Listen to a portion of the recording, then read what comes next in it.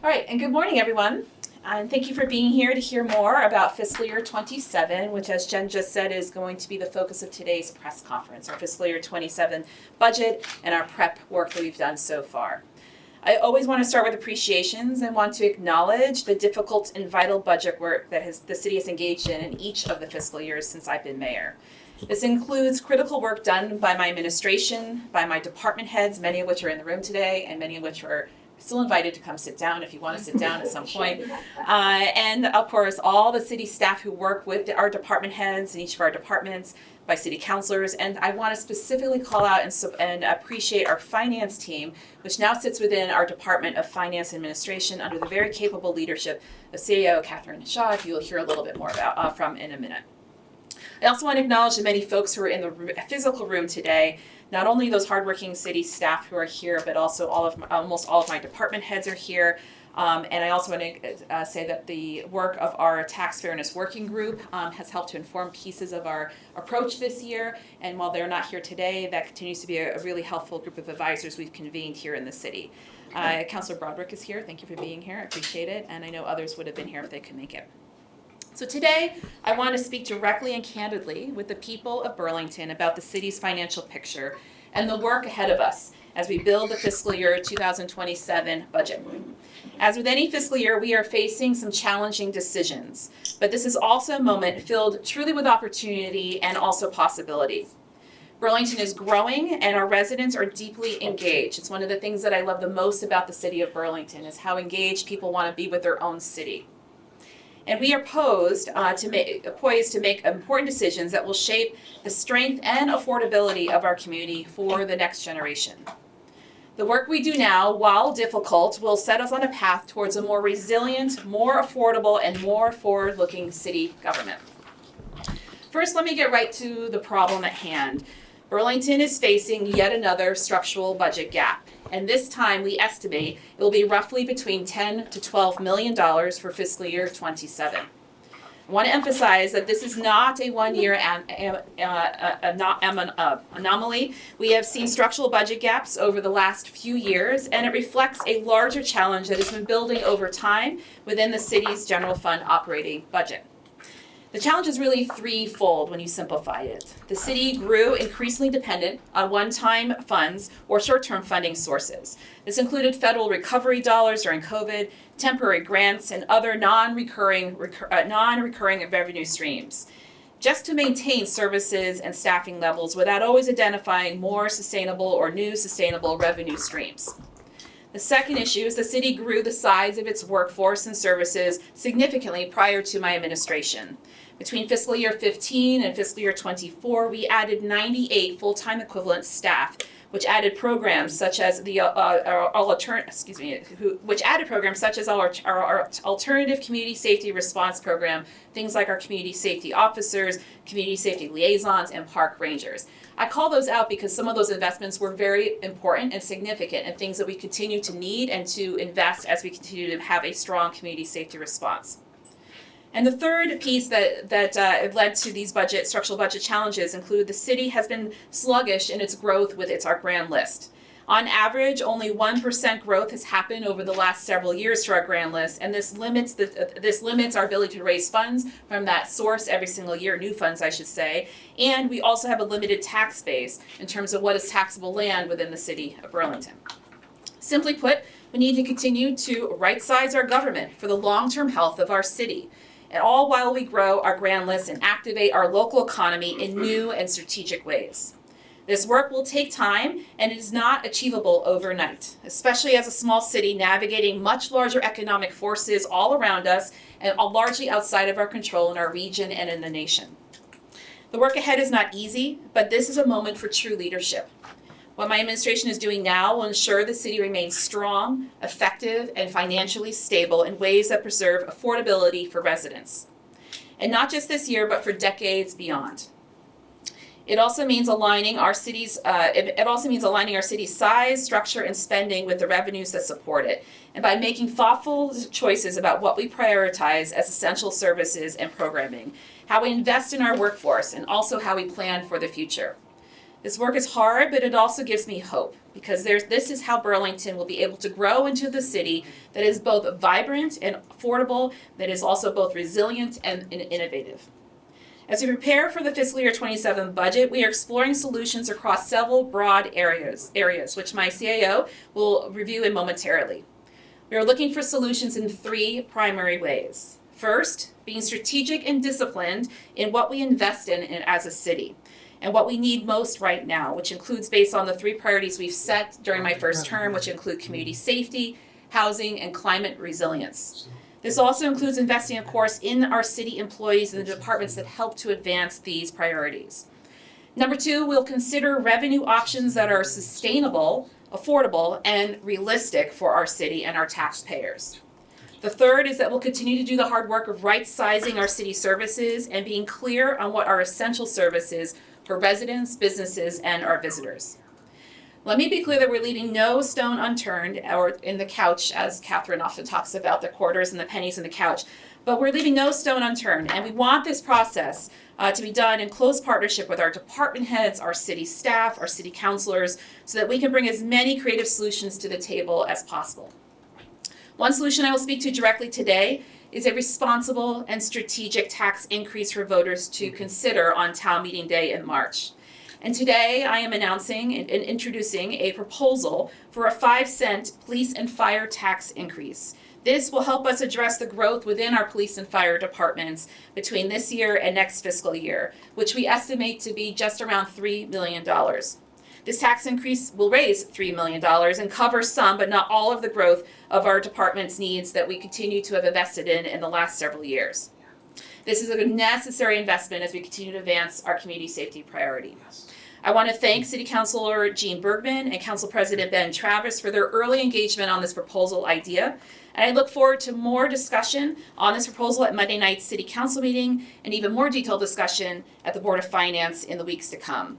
And I do truly hope that we will be able to get bipartisan support among city councilors for this important investment decision for our city. Community safety continues to be my number one priority as mayor, and to have an effective and efficient community safety system, we need to continue to strategically invest in the core functions of our police, fire, and alternative response programs, such as the street outreach team that's run through the Howard Center. Again, more details will come as the budget continues its process and we engage the public, the City Council, and our employees in the weeks and months ahead. The CAO will share some more higher level thinking on options for closing the budget gap. Today's real goal is to present you both the budget gap reality, but also our initial thinking. And I wanted to make sure that taxpayers in particular and the public know that this initial proposal of a tax increase is on the table and a really necessary one, again, to invest in our community safety priority. We'll continue to develop this budget in partnership with our unions, in partnership with our city councilors, partnership with the city employees, of course, and the public. And while we work to stabilize the city finances, we must also continue to address one of Burlington's most pressing challenges and one of the reasons I ran for mayor, the affordability crisis for our residents. That is why I'm going to seek to place an affordability measure on the March 2026 Town Meeting Day ballot. It's an advisory question asking voters whether Burlington should pursue a universal homestead tax exemption of $30,000.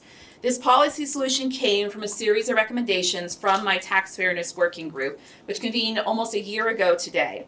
Their charge was to identify ways to raise tax revenue in more equitable and fair ways in the city.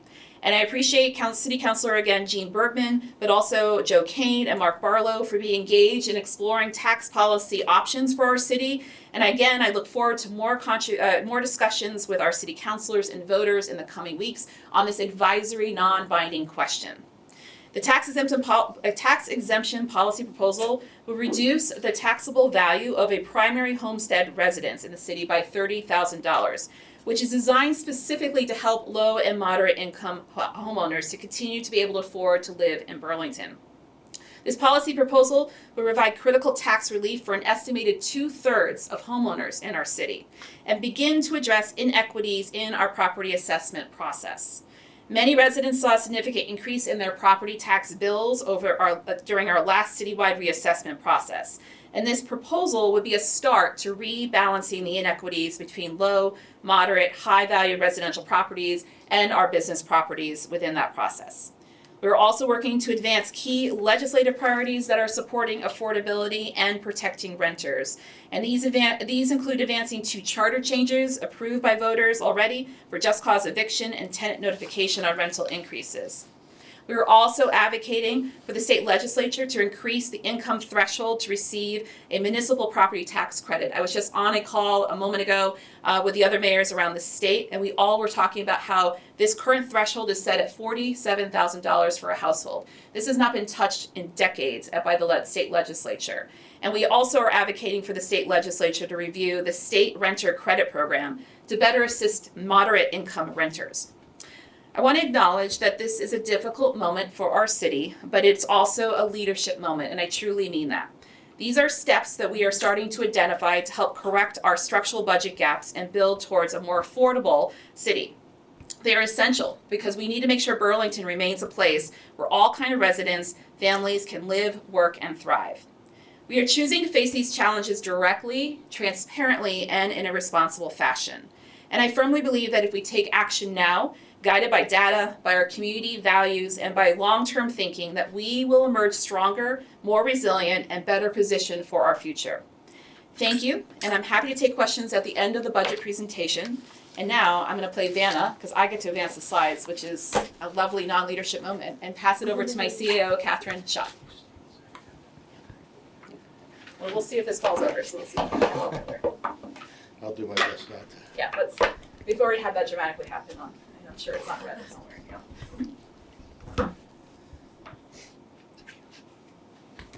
Thank you, Mayor. All right, so with all of that said, I'm going to walk you through our initial expectations for FY27. You can go ahead with this one and through the next one. When we start with the budget projections for next year, we start with our expenses, what we think we'll need, and 90 to 95% of each department's budget does come from salary. We're a very personnel heavy business, if you will. And so we start with what we came from this year. The only personnel we're adding at this point are 2 firefighters. That was in our recent negotiation with the Firefighters Association. Then we add our contractually obligated cost of living adjustments, and you can see those here for our firefighters and our police officers. Our biggest union, AFSCME, we are starting negotiations in January, so we don't know what that COLA will be for next year, so we've used an estimate. And our non-union staff usually follow that, so we have also used that estimate for them. And then on the next slide, you will see we also have pretty rich benefits here. That's one of the benefits of working in a municipality, no pun intended. And so we don't have our final healthcare or retirement costs yet. We are just about halfway through this fiscal year. And as an entity that is self-insured, our costs for next year are based on usage for this year. So we do our best with these estimates, and we'll have some more precise numbers in January. So that's what we have here. And then on the next slide, you will see we do have some operating costs. I sometimes joke that these are paper clips. But of course, you need more than just paper clips and file folders to run an office. We have really important costs, especially in our public safety unit. I see the chief nodding over there. Sometimes that's defibrillators and air packs and things like that. And so you have to be able to add some measure of inflation because those costs do go up every year. You'll also note on the second slide here, it has been many years since we have put any money towards new vehicles in the general fund. And it is showing in our fleet. We could have a whole separate presentation on that, but we have a fleet committee who manages those requests. We also, over in DPW, have our whole own shop, and they have tried to put our vehicles back together again. But we are at a place where we desperately need police cruisers and other vehicles. So you can see we have added some money to next year's budget for police, fire, and parks vehicles. There's also some vehicles that can be, we can use bond money for, but those are large vehicles that could be operated over 20 years. Think fire trucks. So this is for vehicles that need to be, cash needs to be spent on them. In the next slide, we start to talk about, that gives us everything that we need. So now, what do we have, on the other side of the ledger? So, as the mayor talked about, about half of our revenue comes from property taxes.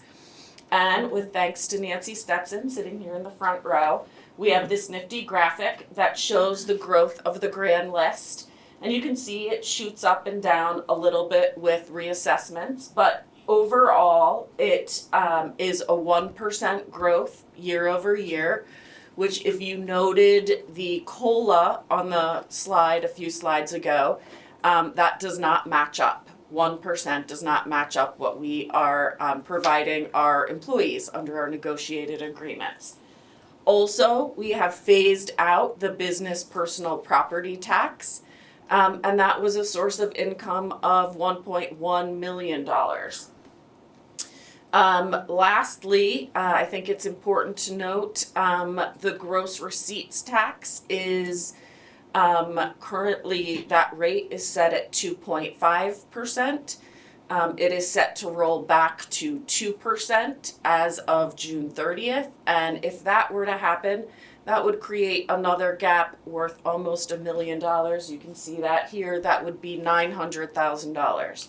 That could create extra pressure on property taxes or on cuts. On the next slide, you'll see there is still some one-time or otherwise what I've called historically unachievable revenues, all adding up to about $4 million. That we have taken out of this first draft of the budget, very end of the ARPA money, and then kind of looking across the past few years, when we budget revenues, it's always our best guess, and I've put permitting and inspection revenues in there. They're one of the hardest to forecast because we don't know exactly when the permits are going to come through. There's also some items from DFA, recording fees, things like that. So we're looking at about $4 million that we need to replace in this year's budget. So all of that, if we move to the next slide, leads to an estimated budget gap, as the mayor said, of about $10 to $12 million. And moving on, we'll talk about how we want to meet that need. And specifically on the next slide, I do want to say, before we move on to talking about the property tax increase request, we are not in a unique position. All you have to do is a quick Google to realize that cities, big and small, around the country are seeing this. Cities in Minneapolis, New Orleans, there's lots of cities that are having to raise taxes, furlough staff, and so this is a tough conversation, and I don't want to minimize that, but it is one that many other cities and towns are also reckoning with. So this budget is, as the mayor said, continuing to put us on a path to really reposition us to be relying on sustainable financial sources. So that is really an important thing to focus on. We are not just going to rely on increasing property taxes. We do have a mix of cutting expenses and raising revenues. Today is just the start of that conversation. So moving on, we are pursuing a 5-cent increase to the police and fire tax. That would raise about $3 million towards filling that $10 to $12 million gap we're talking about. You can see here, right now, for this year, we are projecting that police and fire tax to raise $6.4 million. In contrast, the budget for those departments is $39 million. So there's quite a gap there. In fact, only 16% of the cost for those departments is covered by that splinter tax. So clearly 5 cents is not going to fill that gap entirely, but it does get us closer towards recognizing the importance of these public servants and meeting the budgetary need that's outlined here. So what does that mean for people? You can see here the property tax history over the past several years. $353,000 looks like a weird number, and it is. But it is the current, that was me, sorry. Current median assessed value, meaning half of the homes or condos are going to see a larger tax increase than this, and half more, half less. People, because our last reassessment was several years ago, feel like, wow, that feels so low. That's because houses are selling for something closer like 500,000. So that 500,000 is on there because that is a data point we have shared before. But I think it's really important to focus on this 353 because that is what people are actually being, that is a more accurate data point. And if we move on to the next slide, you'll see here one important point before we move on to projected taxes for next year. This police and fire tax is just one of the 15 different splinter taxes that actually make up the municipal property tax rate. Two of the others are a debt service tax and a retirement tax. In Burlington's charter, those go up automatically. They are not subject to voter approval. They go up as the need goes up. And so the property tax in Burlington is set to go up by about 3 cents, regardless of what happens with this 5 cents on the police and fire tax.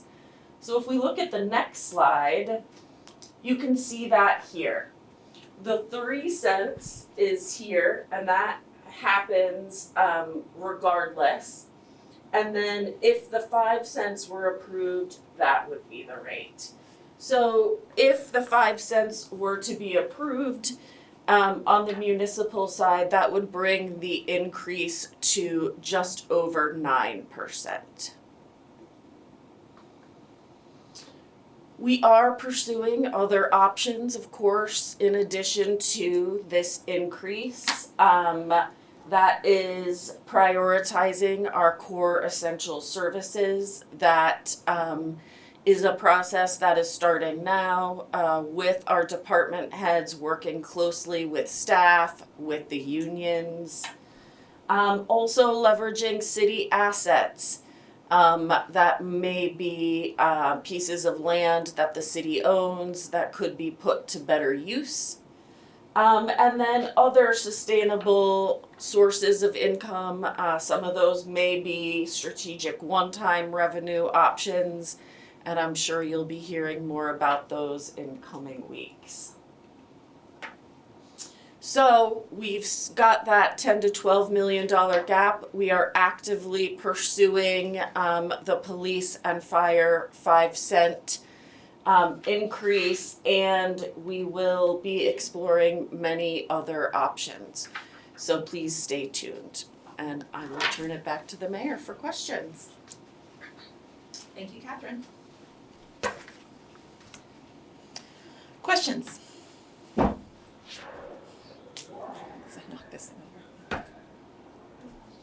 So filling the gap of 3 million still leaves, a number of million unfilled. What are some of the negative effects of having a budget gap like that in the city? Well, it creates quite a strain on, of course, building budgets in sustainable ways when we have the reality, which we've known for a while now as a city, with a sluggish grand list that doesn't grow more than basically on average 1%.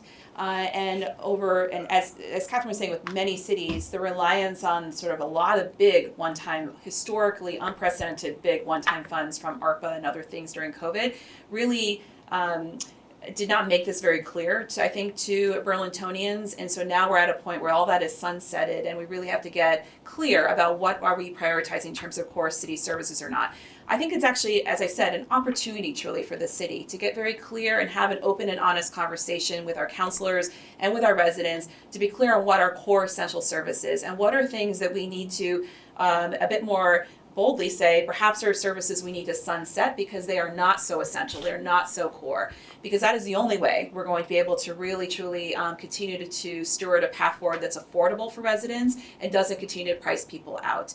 It is difficult to ask for, of course, a tax increase, but I do hope that Burlingtonians see this as a strategic investment into what we've all collectively said are our priorities: an effective community safety system, a city that's prioritizing ample affordable housing and how do we get there in terms of building and being strategic, and then of course climate resiliency, which we don't only need today, but for our future generations.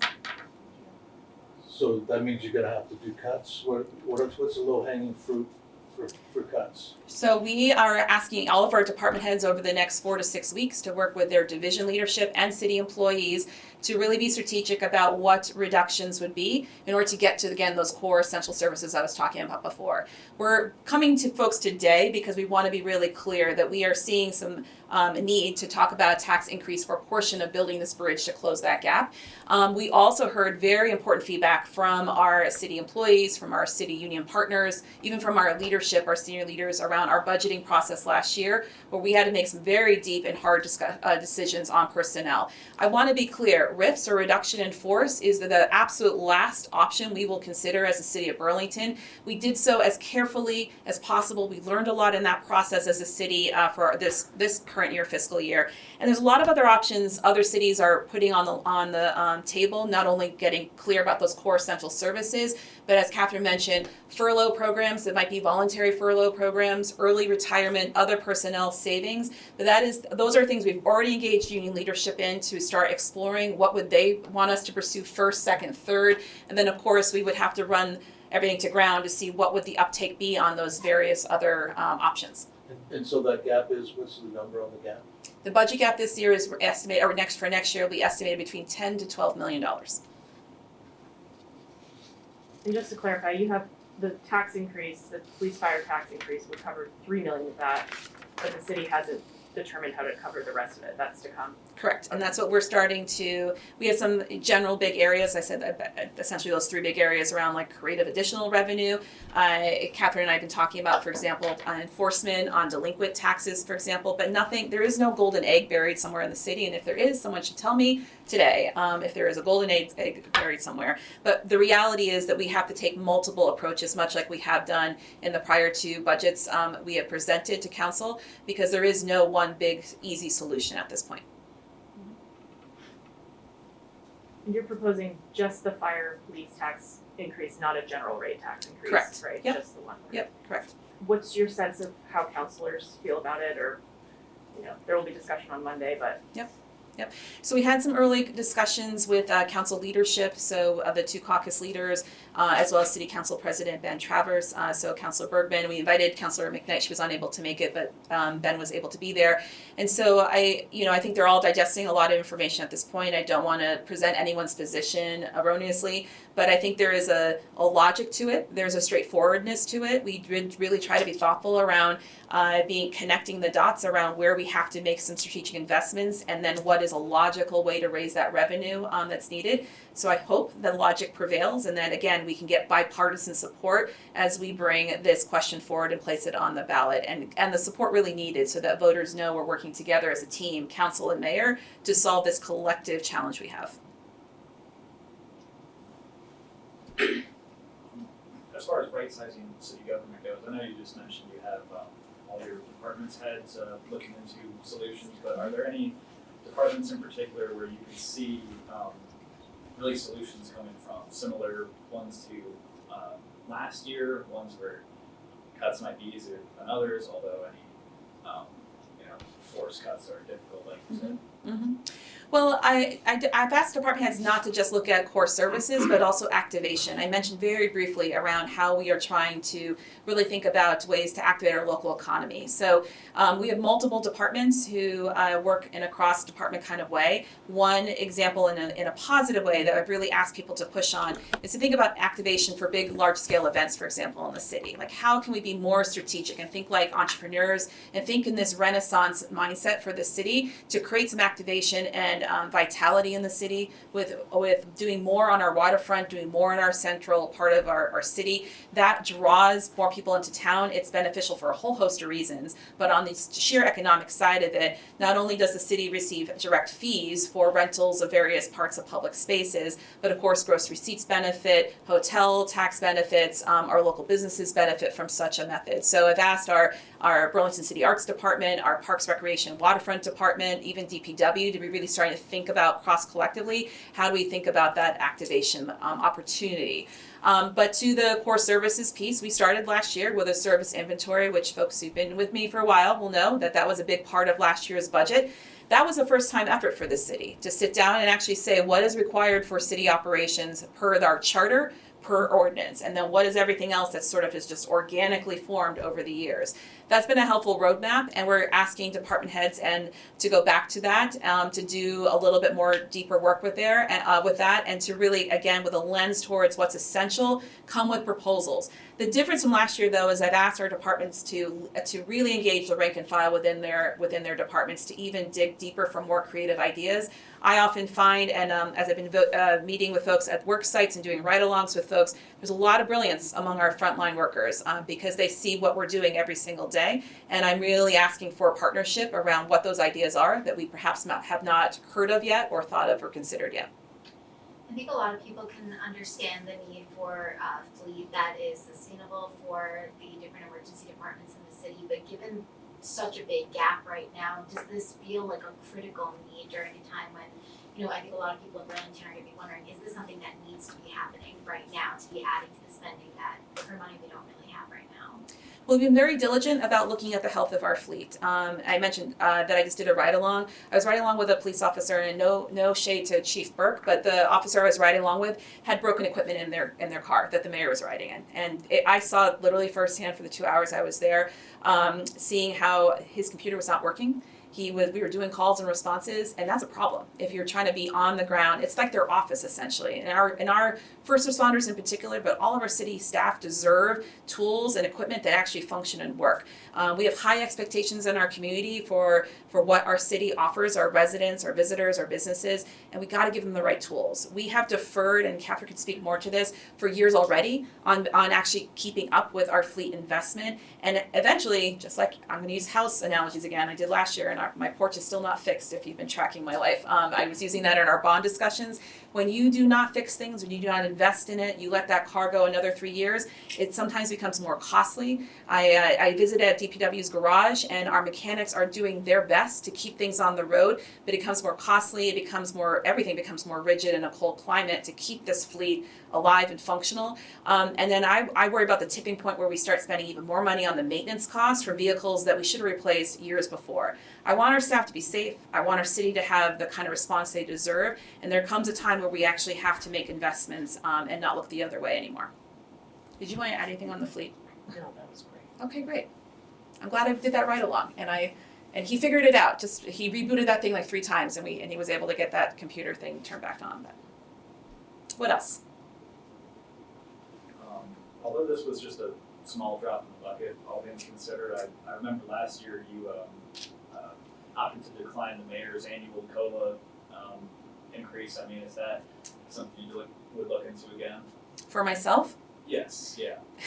Well, I received no raise this year, and I will say that has been hard. It's been hard because cost of living happens in my household as well, and we will consider options, but that's not going to save. I mean, it's not even a splinter of a drop.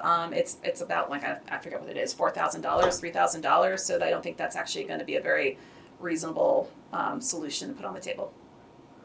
But I do also want to appreciate my department heads took half a year with no COLA increase, and I do want to also acknowledge that.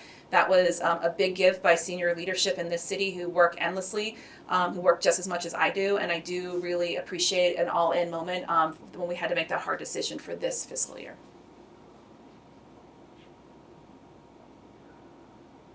Okay. All right, the mayor should have brought water. We gotta remember that.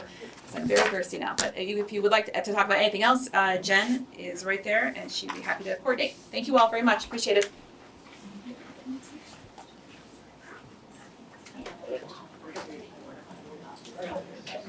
Sitting outside in the intersection of Oak Street and Manhattan Drive in Elmwood, people will roll through those stop signs left and right.